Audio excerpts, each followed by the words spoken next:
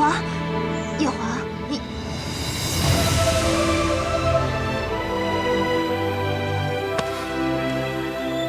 夜华，你干什么？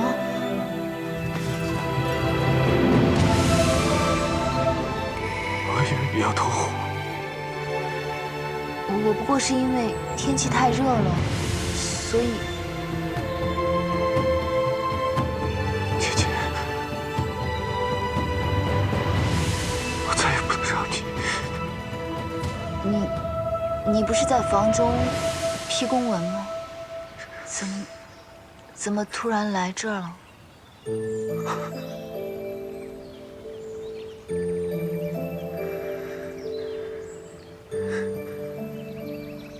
迷姑去拿饭给你，发现你不在，告诉了我，我便出来寻你。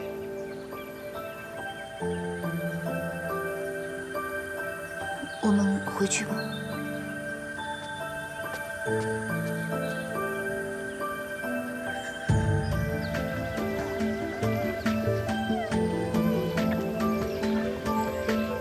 从大紫明宫回来，他就从没问过我师父的事，倒是奇怪了。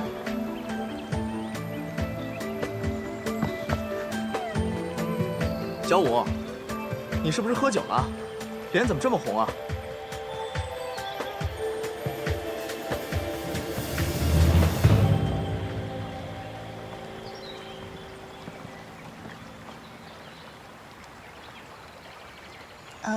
我们青丘景色宜人，所以我就带太子殿下四处逛逛。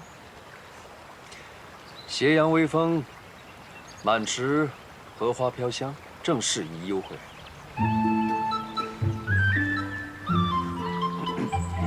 今天下午毕方来了信，说你被人打得半死不活。我跟你四哥觉得这是个千载难逢的机会，特地来看看你到底是怎么样被人打得半死不活。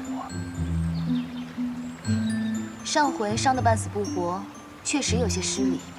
没等您老人家来看一看就擅自好了，真是对不住您。这次呢，伤得虽重，却不至于半死不活，实在是让您失望了。哪来那么大的火气啊？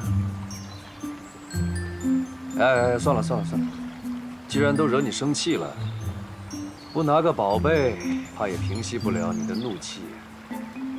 来，这扇子送给你，画面还是西海水军亲自画，便宜你了。老凤凰还知道投其所好，送礼物赔罪，果然聪明。不过，你们两个去西海干什么？我们前些日子碰到西海二皇子，他说有事要求折颜，所以我们就去了西海。大师兄有事情。哦，原来你跟夜华都已经把事情说清楚了。你和昆仑虚那些陈年往事，让我们这些老东西替你瞒了那么多年。现在这样就不用再打妄语了。之前，玄女偷走了师父的仙体，是夜华帮我救回来的。先不说这个了，我跟你四哥去了趟西海，很累了，不如我们先回狐狸洞吧。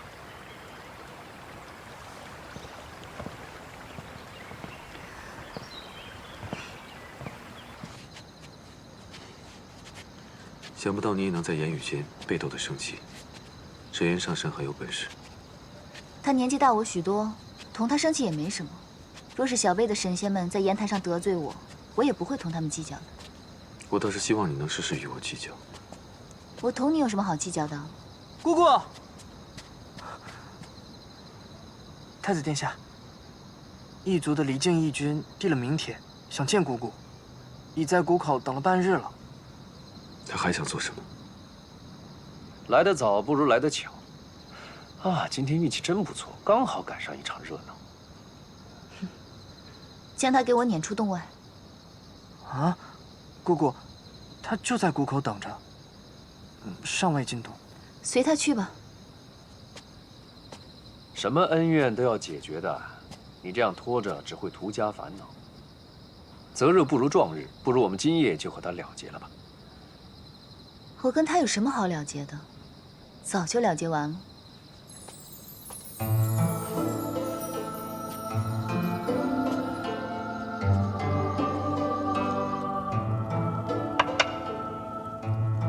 你四哥回来把我书房给占了，我今晚是看不了公文了，只好拉着你陪我下棋。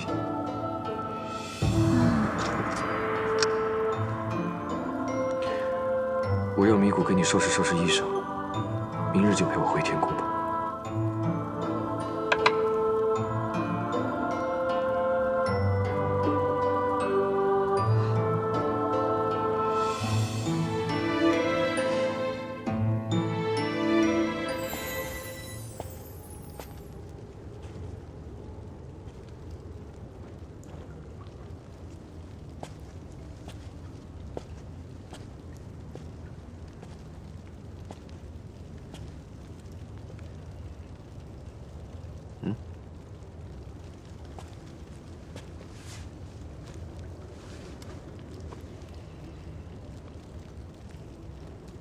我寻思着你应该有问题想要问我，就没敢睡呀。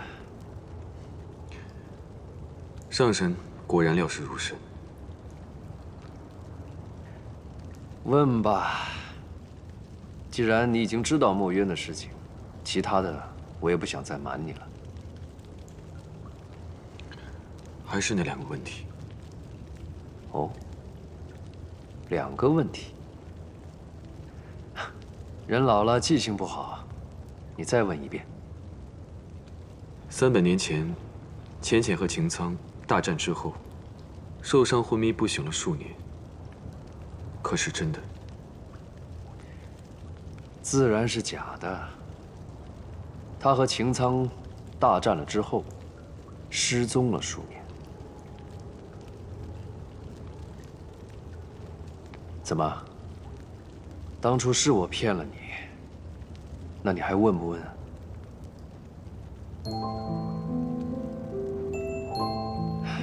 第2个问题呢？他可曾忘记过什么？是忘记了，忘记了什么？这个我不太清楚。我只记得，他失踪了数年后，忽然有一日遍体鳞伤地落在桃林里，很是伤情。就是在你跳诛仙台被我救起的那一日。所以你就给他喂了忘情药？不，不是我喂的，是当时他向我要的忘情药。我看他那个样子，也是觉得还是忘了什么好吧，就给他喝了。他没有跟你说过，他忘了什么？这个他还真没有说。不过我后来大概猜想过，我在天宫见到的那个素素，就是他，对不对？不错，他就是素素。你是如何认得他的？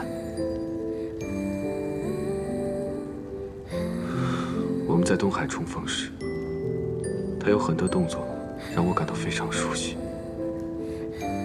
后来看到他手腕上的伤痕，我才确定，真的是他。那是红莲业火留下的痕迹，去不掉的。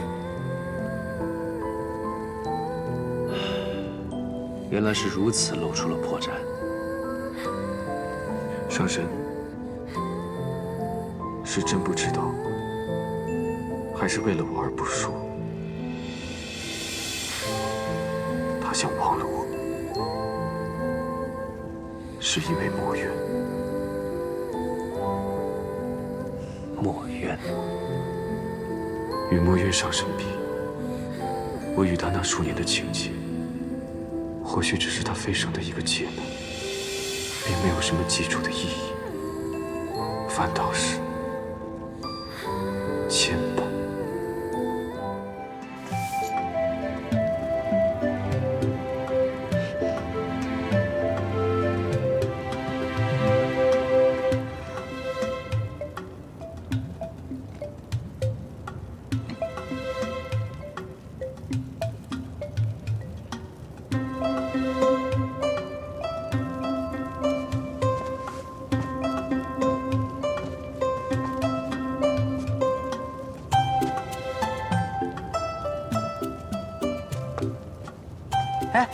姑姑，太子殿下说你即日就要动身去九重天啦。对呀，去九重天。你说我这从小到大四海八荒都玩遍了，也没去过九重天。这次正好借着夜华的面子去看看，也算是因祸得福了。殿下早就在洞外等着姑姑了。我去就回，你看好狐狸洞啊。去就回。依殿下的性子啊，明古是怕姑姑这一去就乐不思蜀，忘了青丘还有个狐狸洞了。长本事了，敢调侃姑姑了。不敢。你现在去我屋里把我的折扇拿来吧，就是折颜昨天新送我的那把。我要带着这扇子上天上去，沾沾他们的仙气儿。好。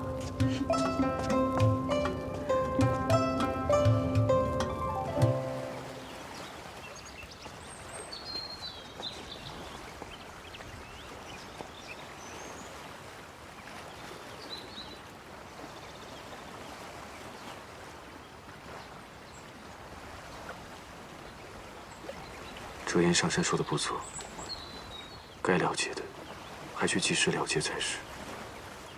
只你一方认为结束了，并不算真的结束。你看来倒是很有经验啊。我在前面等你。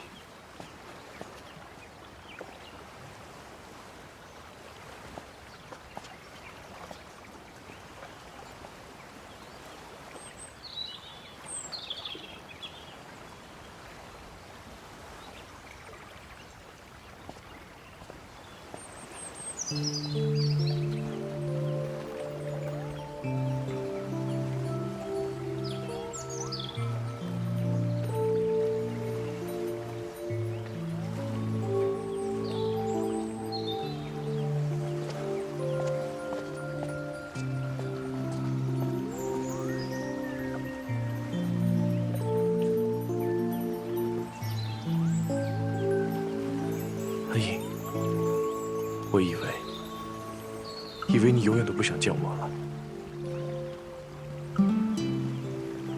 身上的伤是没大碍了吧？劳烦义军挂心了。老身身子骨一向强健得很，这点小伤并不碍事。那就好。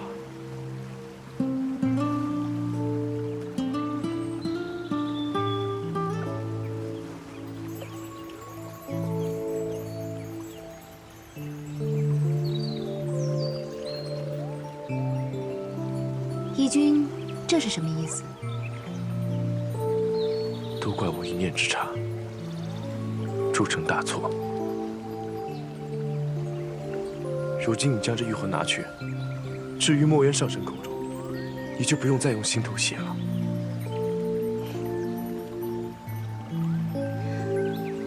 多谢义军一番好意。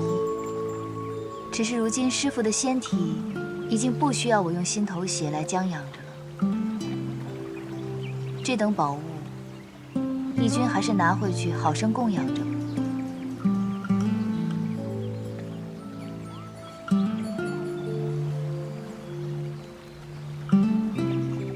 阿英，我们真的回不去了吗？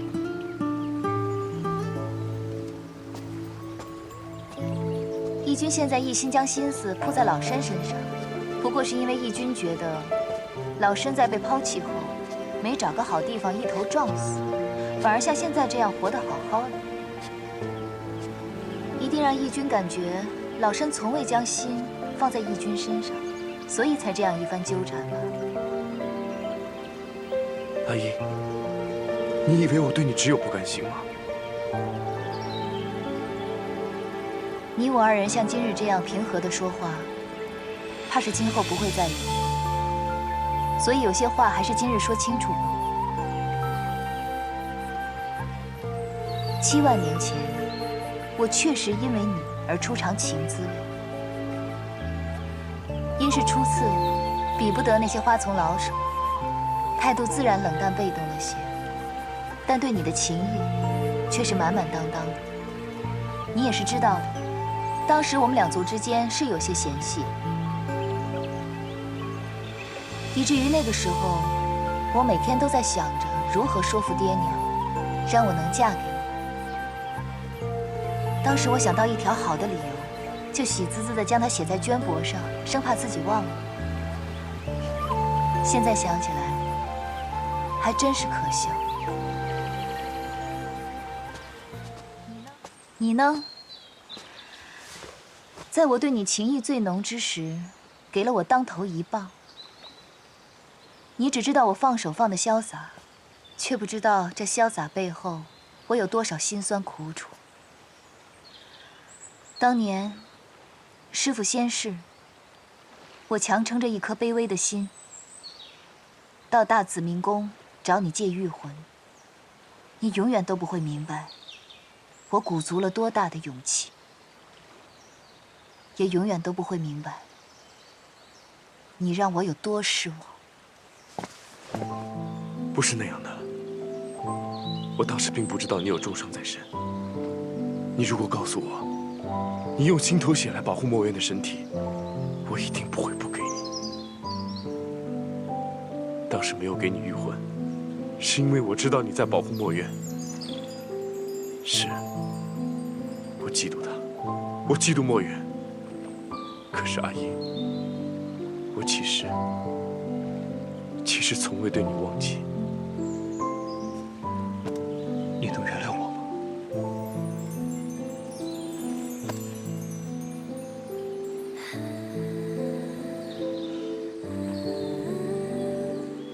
义军，你今日说对我从未忘记，只是因为义军你这个人终其一生都在追寻自己得不到或已失去的东西，一旦得到了，你便不会再珍惜。你这么说，只是为了想少些负担吗？其实你从来都没有爱过我，对不对？我和玄女一世，你放手放得如此潇洒，你早就对我厌恶之极了，对不对？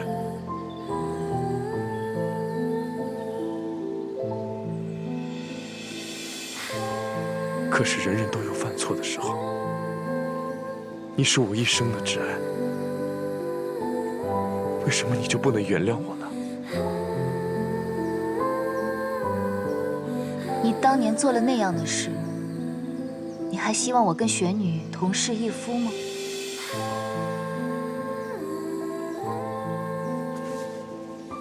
从大紫明宫走后，我确实怨你恨你。但当我在炎华洞失血过多，命悬一线之时，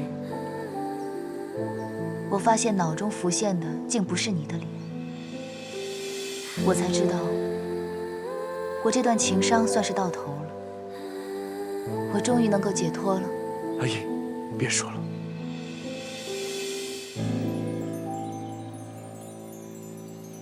离静，你确实是我白浅这14万年唯一倾心爱过的男子，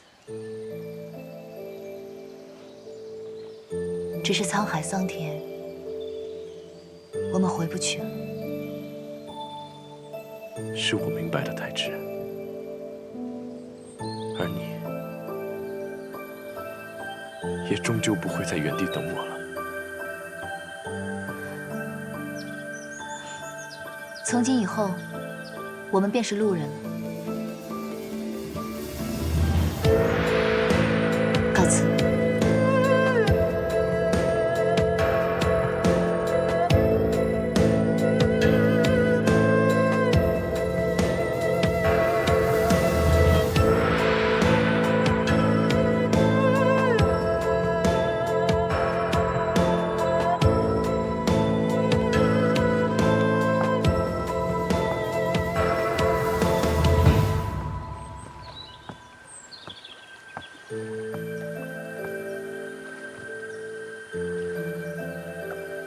明明是那么甜蜜的话，由你说出来，怎么就那么令人心伤呢？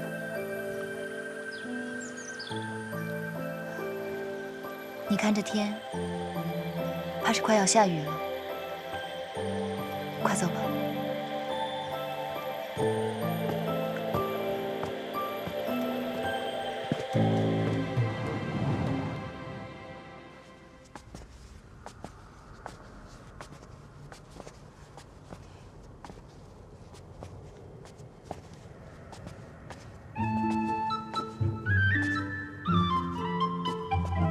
这算是我们青丘的入口，至少也会有个迷谷坐镇。你这36天大罗天界的，连个看门的人都没有，也太不气派了。今日太上老君开坛讲道，估计他们都去赴法会了。原来是有法会啊！浅浅，听说你在凡间帮元真渡劫时，你常同元真论道，如今想必是道根深知了。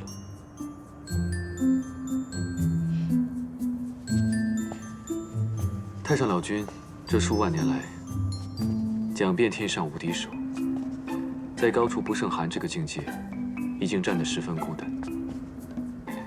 此番你上天，正好可以与他辩上一辩。好说，好说。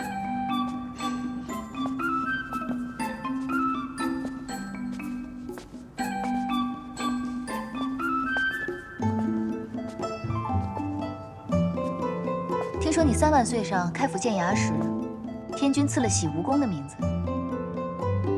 不错。只是你这里如此昏暗，倒像那东海百日宴的水晶宫那般。因为你见不得强光。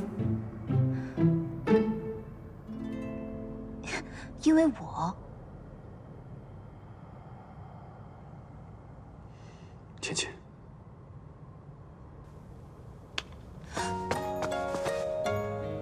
我带你进去。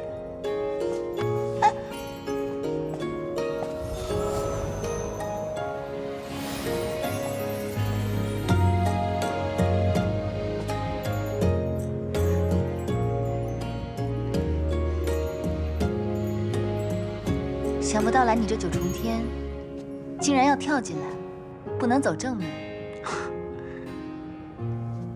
若走正门，定会将大大小小一院子全惊动了，呼呼喝喝的甚讨人厌，哪有跳墙来的方便？是这么个道理。啊，对了，今天我们来得早，还没到那个嘉云小仙来送文书的时辰。你该不会是没有告诉他，不要将文书送到青丘，让他白跑一趟吧？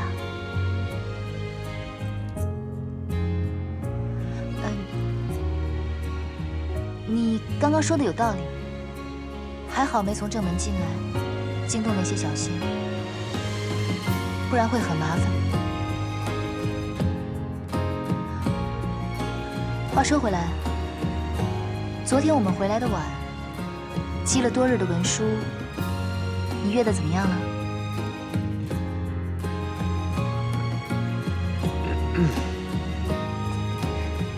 总瞧着这太子比东华那等板正的神仙还要严肃沉稳，今日却能流露出这么一番少年人才有的神色来，着实不易。我有件事与你商量。浅浅忽然如此认真，不知是为何事？不是什么正经的事。我将在这9重天上休养2、3日。既然来的时候是悄悄来的，没有打出上神的名号，也不能让你大张旗鼓的为我辟出一处寝殿来，不如就在团子的庆云殿凑合2日罢了。你想住阿离的庆云殿？不方便吗？我早已为你辟出了一处寝殿。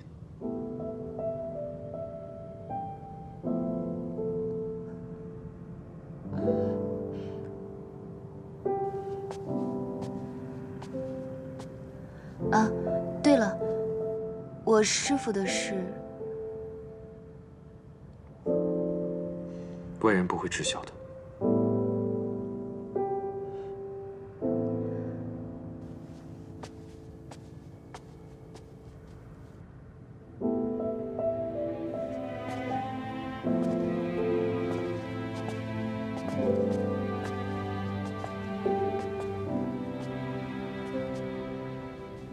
你这院子里也有桃花，是蟠桃园搬过来的吗？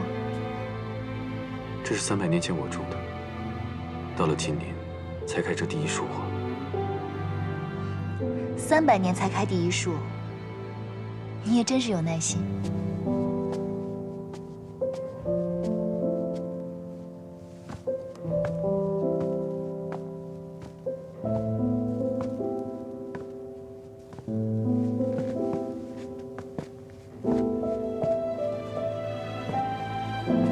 一览芳华，真是个好名字，跟你这洗蜈蚣倒是很配。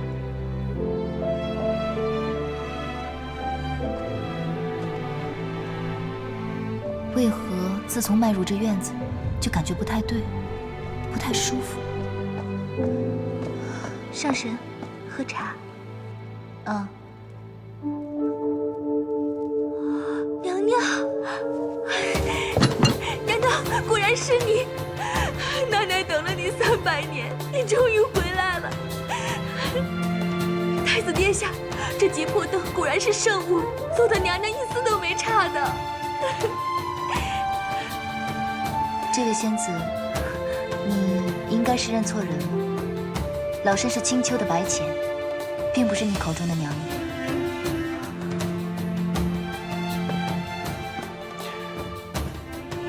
奶奶，这位是青丘的白浅上神，他会在院中暂住几日，便由你来服侍了。起来吧。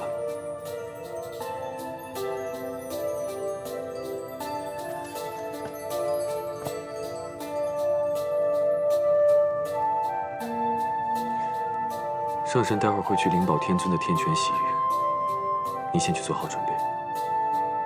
是。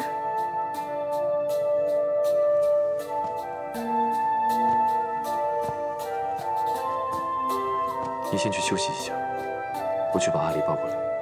好。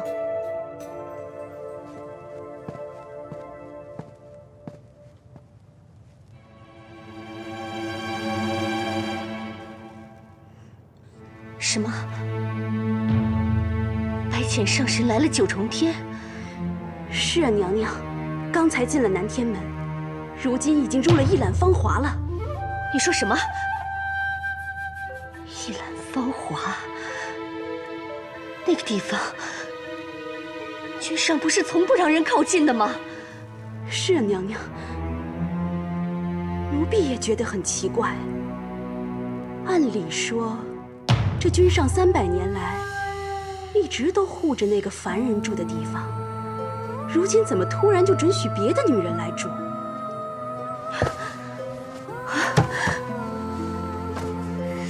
心奴，我觉得这个白浅比我想象中的要难应对。娘娘为何这么说？君上为他屡屡打破禁忌，就像失了心魄一样。我之前还安慰自己，说没关系，起码君上心底最爱的是一个死人。可是现在，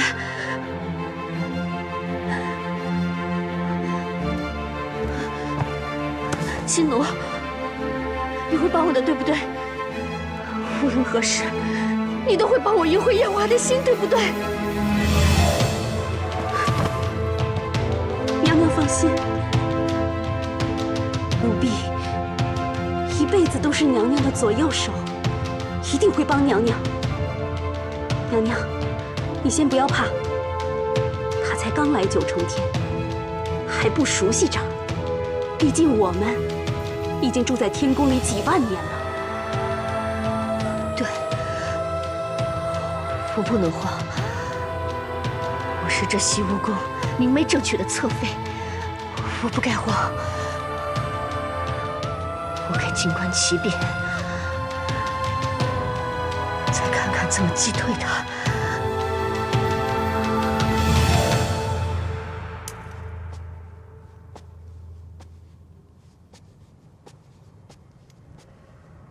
你们太子殿下一直这么喜欢桃花吗？我家娘娘很喜欢桃花，她走后，太子殿下就栽了满院子桃树。你说的是阿离的娘亲？上神也听人说起过。我初次见到阿离的时候，他就已经告诉我了。我家娘娘她生下小殿下后就离开了，小殿下从小就是奴婢带大的。娘亲，你来啦。奶奶，你怎么了？没事，奴婢手滑，请上神恕罪。如今团子的亲娘已香消玉损，再享不了离儿绕膝之乐，却让我这个做后娘的白白捡了个便宜，必是看得这小仙娥心中不忍了。好一个忠肝义胆的小仙娥！娘亲抱抱。娘亲呢身子不大好，让你夫君抱吧。阿离知道了，娘亲又有了小宝宝，对不对？书上就这么写的，说有一位夫人怀了小宝宝，他们一家人就都不许她再抱别人家的小孩来道。她动了，对，胎气。你这个算苗高的小娃娃，怎么连胎气都知道啊？阿离，是谁给你看这书的？是程昱借给我的。又是程昱。这程昱真是个妙人。就算是上神有了身孕，小殿下，你脸红个什么劲儿啊？本天孙高兴嘛，娘亲有了小宝宝，本天孙就再不是天上最小的一个啦。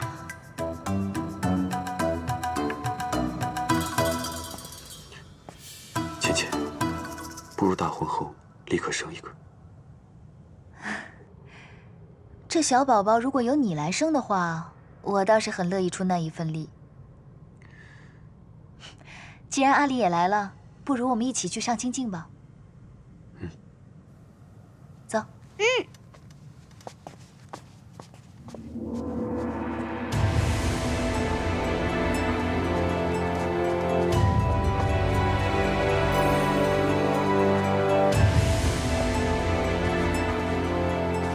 参见太子殿下。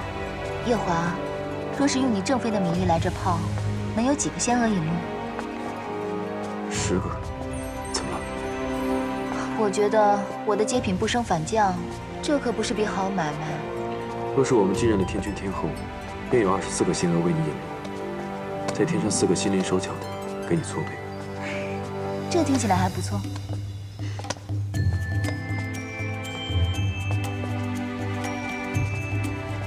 参见太子殿下。此处竟有酒喝。这些酒是果酒，如果阿离要喝，你可以喂他喝一点，但万不能让他喝多了。时令的蔬果们也都可以给他吃一点，但每样只能吃半个。你这既当爹又当娘的，真是不容易。这么多年，习惯了。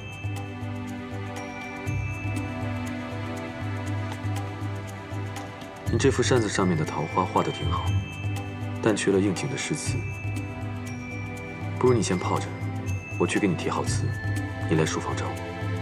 好。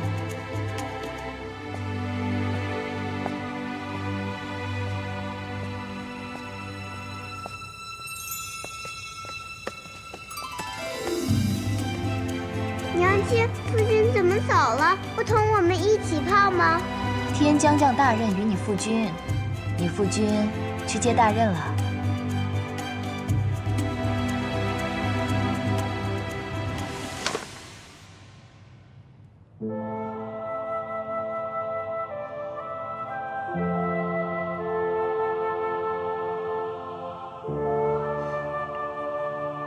为凡人时你就喜欢桃花，没想到身为上神的你，依旧不甘喜好。倩倩，我自欺欺人也罢，你擅长掩饰也罢，虽然我和你之间的情分比你当年和墨渊浅了许多，但你是我夜华此生唯一爱过的女人。我愿等你，等你忘记墨渊，真心爱上我。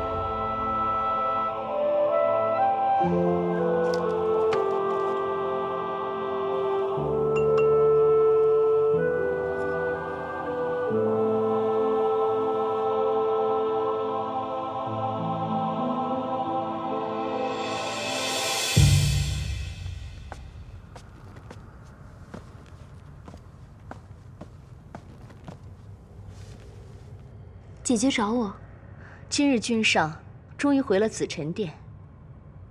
你若不把握机会，就不能怪我不帮你了。姐姐的意思，妙卿不大明白。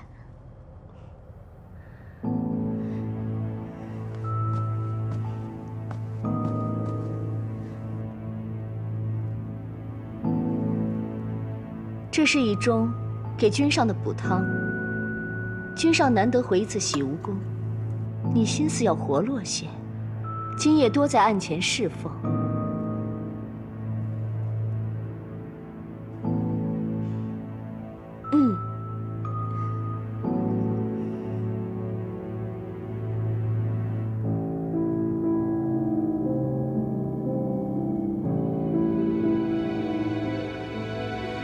如若君上动怒，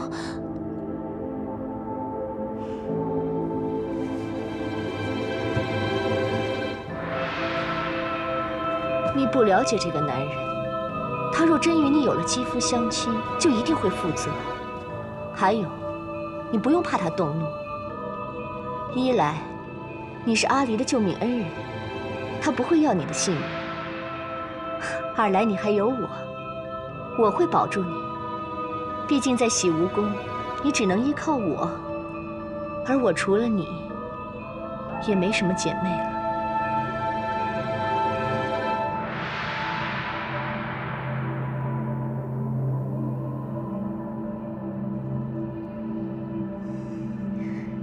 谢谢姐姐。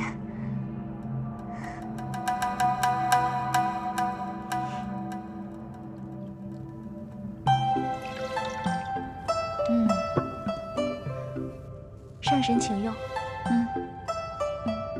刚刚是梅子酒，这杯呢？回上神，这是枇杷果酒。枇杷果，我在青丘的时候最喜欢同阿离吃枇杷了。是啊，我娘亲最爱喂阿离吃枇杷了。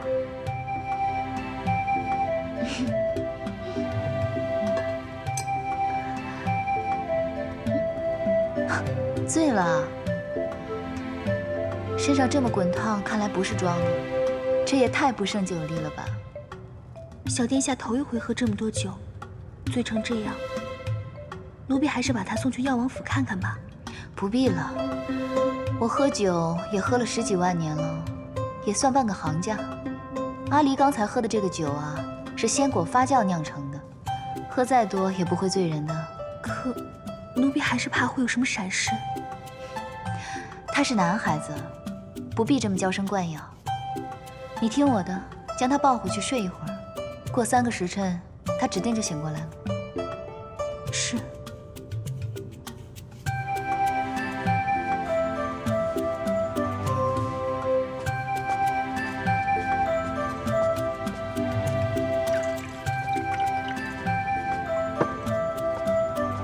上神请用。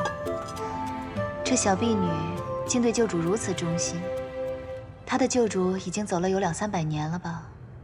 回上神，奴婢并不清楚洗无宫的事。太子宫中的事情，你们都不知道吗？奴婢只听说当年洗无宫发生了桩事儿，当时的仙娥和侍卫们都被天君贬居下界仙山了。看来天君为了掩盖这件事，还真是想得十分周全，连仙娥都换了。难怪我在青丘只听说夜华极宠爱素锦，宫中再没有任何妃子，才理所当然地以为他唯一的儿子是素锦生的。老身此番初次来到天宫，并不熟悉这里的路，还请这位仙娥带路，去太子殿下的书房。上神请随奴婢来。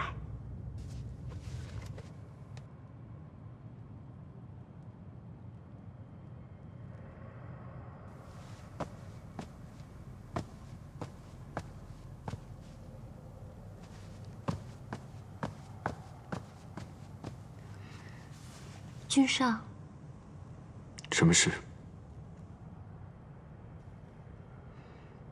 奴婢等君上很久，好不容易等到君上回来，不知君上能否听奴婢说几句话？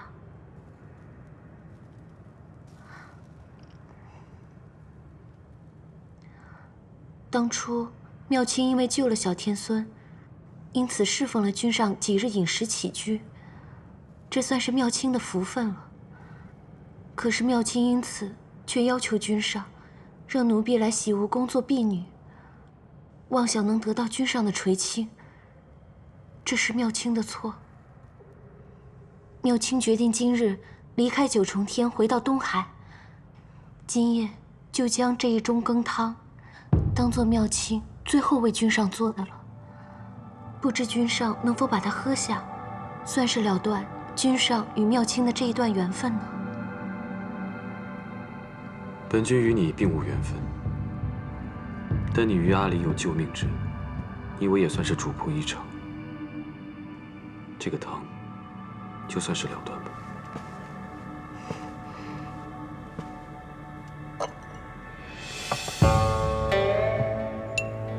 不必了。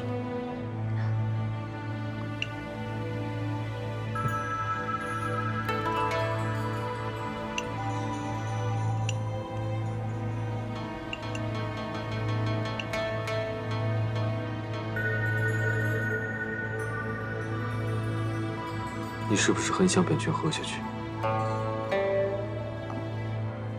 这汤是妙清亲手做的，自然希望君上能够喝下去。这也是妙清的一番心意。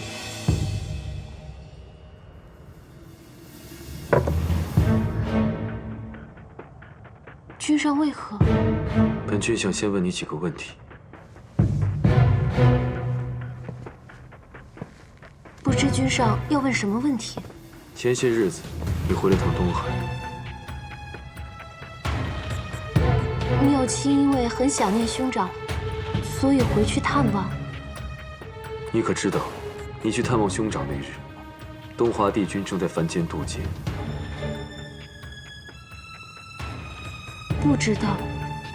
那日东华帝君在凡间被人推了下去，同时白浅上神也被人推了下去。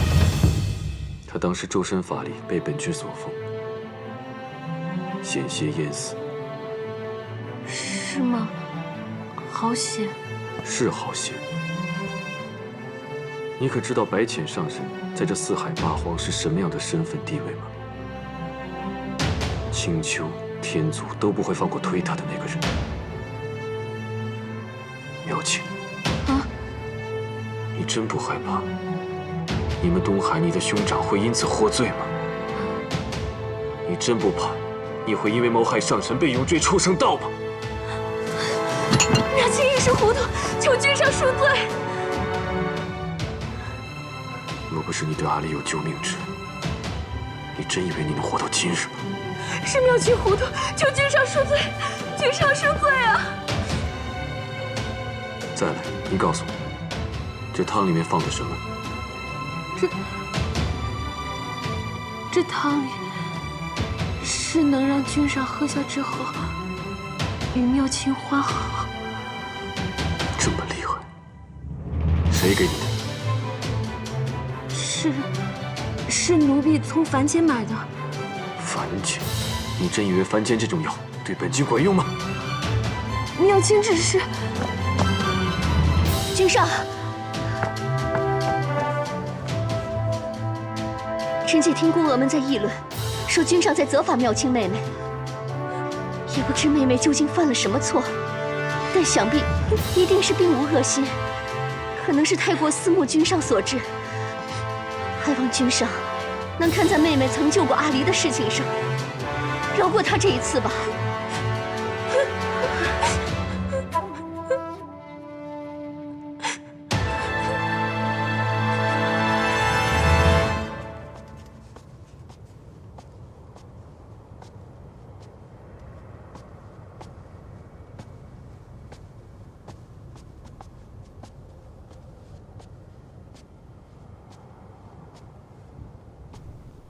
此处竟无人守着吗？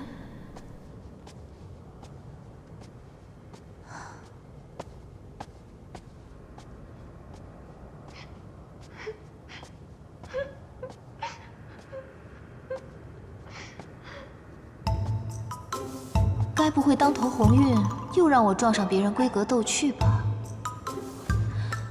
夜华虽冷漠沉稳些，到底血气方刚。这天上的一众仙娥又都生得不错，但夜里对着一案的枯燥公文，定然十分烦闷。晃一抬头，见着一位眉目似画的小仙娥在一旁红袖添香，自然是要云雨一番。我还是避一避吧。浅浅，你这一来一去的到底要做什么？那扇子我已经贴好词了，你进来拿吧。罢了，倒是要看看你能瞧上的仙娥是如何仙姿。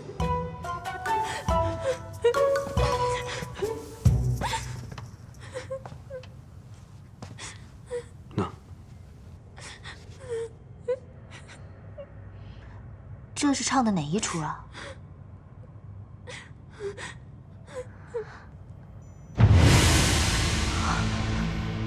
好美的一双眼。可惜这小仙娥虽生的也不错，却配不上这双眼。你这双眼睛，生的倒是不错。叔叔，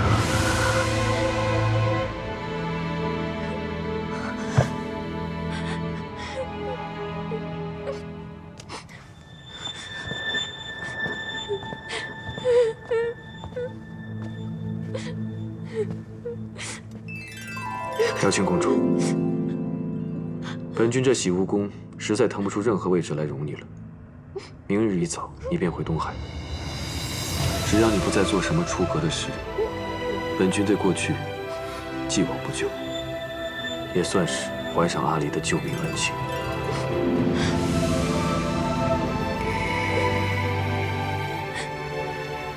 素琴，你倒是很重情义。如果你实在舍不得妙清公主，不如向天君请一道旨，请天君将你一同嫁去东海，你看如何？君上，是妙清一时迷了心窍，才会用下了秦瑶的羹汤来勾引君上。君上，不管你怎么罚我，我都不会反抗的。哪怕是每日领7749道天雷劈石，妙清都不会怕。只求君上不要让妙清离开这洗巫宫，妙清这一生的夙愿就只能留在君上身边，一辈子伺候君上啊！娘娘，娘娘，上回妙清认错了你，你帮了妙清一次，这一次，请你再帮帮妙清。娘娘，妙清公主既然跪了我，如若我跪回去，也是拉不下这个脸的，少不得要说两句。你说。其实这个事情，真的不是妙清公主一个人的错。你当初明明知道她对你有情，还要把她带到天上来。我知道，你是为了报阿离的恩，让她躲过她的婚事，等她想清楚了再回东海。但她不一定是这样想的，她一定觉得你对她也动了心。你既给了她这个念想，又扮作正人君子，迟迟不肯动手，少不得便要逼着她亲自动手喽。但是当初，他说进来洗巫宫当个婢女便心满意足。恋爱中女子说的话，你也信的？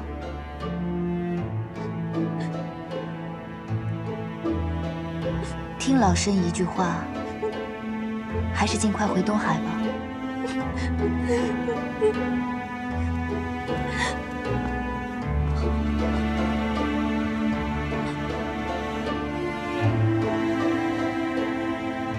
她是本君的妻，也是这洗巫宫唯一的娘娘。她既然如此说，妙清公主还是回东海吧。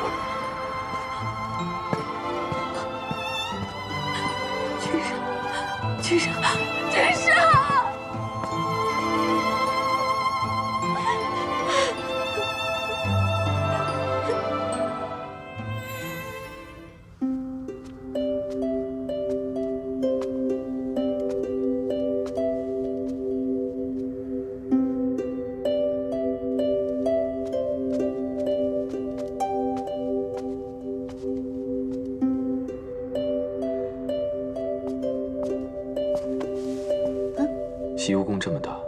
你能找得到一览芳华吗？应该还是找得到吧。我送你。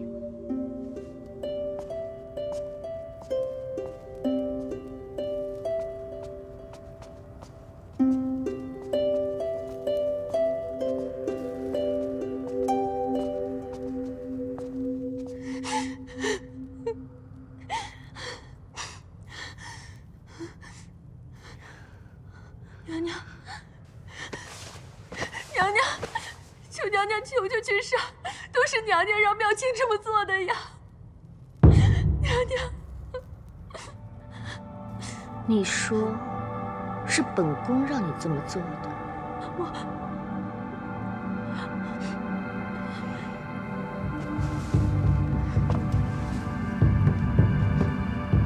妙清，本宫怜惜你对君上一片痴心，你竟要借此陷我于不义。娘娘，妙清不是这个意思。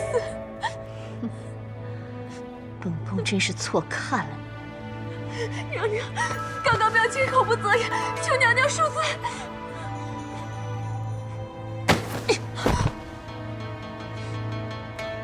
既然君上已经让你离开，你也别耽搁了，现在就走吧。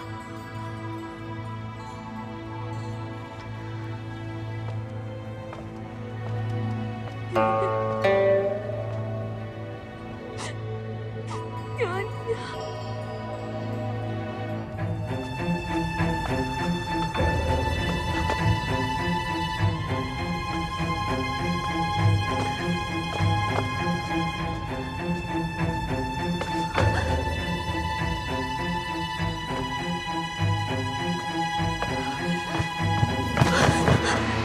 娘娘，你没事吧？娘娘，还顺利吗？星罗，我终于知道，为何月华会对他如此紧追不舍。娘娘，你在说什么？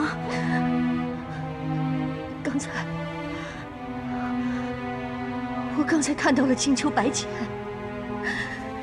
你可知道他长得像谁？他竟与那个凡人生得一般无二。娘娘，你在说什么啊？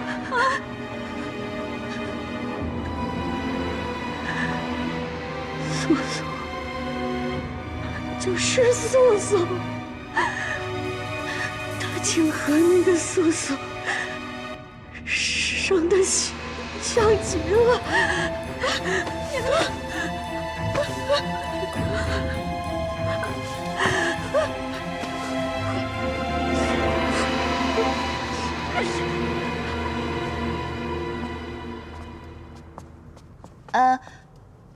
送到这里，剩下的路我就认得了。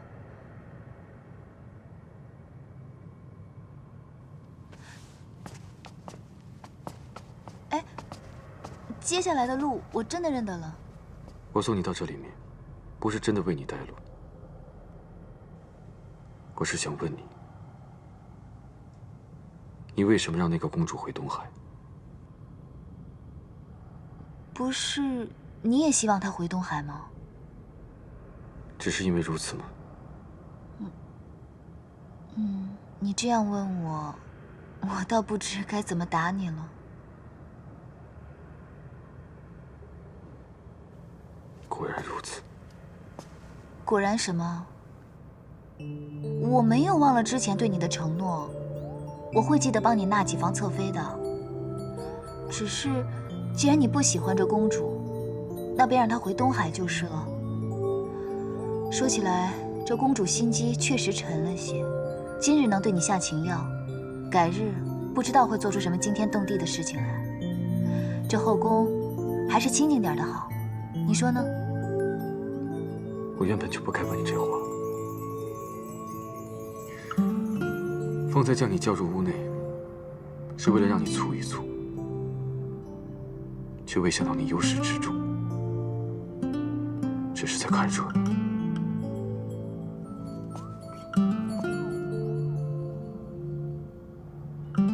我在你的心中竟没有丝毫的分量。白浅，你的心中是不是只装得下那一个人？你要等他等到何时？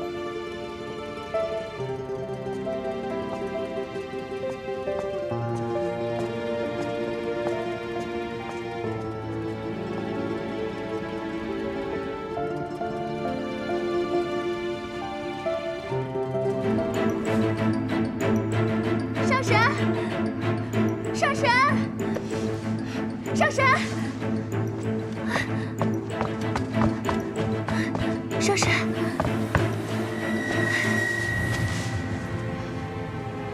上神昨日说小殿下3更便会醒来，如今已过了3更，小殿下却仍没有醒来的征兆，反倒是小脸越来越红。奴婢急得很，也没有别的法子，才来惊动上神的。等闲的小娃娃喝了果酒，确实睡到3更便能醒过来。看来我是高估了阿离了。照他这势头，大概要睡到明天早上了。不过你看他这小脸红扑扑的，说明酒意正发出来了，你不必担心。你该不会自打昨日抱了团子，到现在眼睛都没合一下吧？放心吧，我等下渡他些仙气，保证明天起来又是一个活蹦乱跳的团子。不过这小娃娃喝了酒，第2日最好喝些煮得糊糊的粥。你先下去歇息吧，养足精神，明早多些粥来。但小殿下若是扰了上神的安歇，你看他现在睡成这个样子，就算是将他团成一团，滚到庆云殿，他也未必醒得过来。如何饶得了我？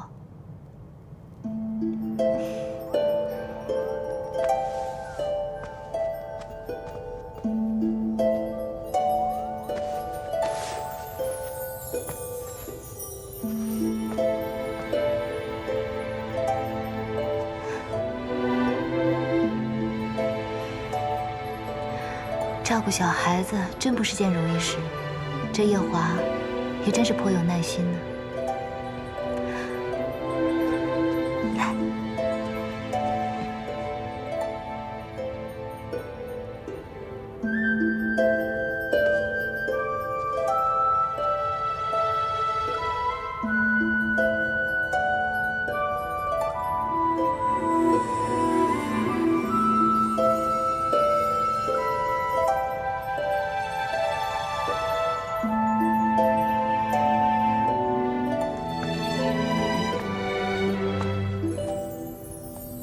小殿下还未醒过来。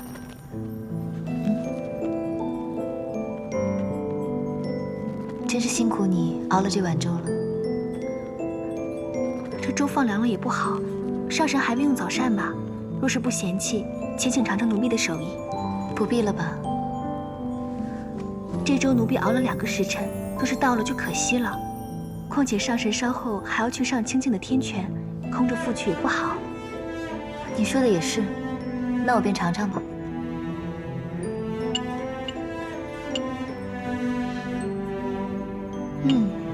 果真是好手艺。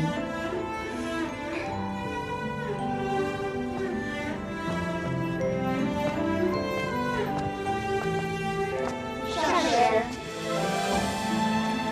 这么大阵仗，灵宝天尊真是有心人啊。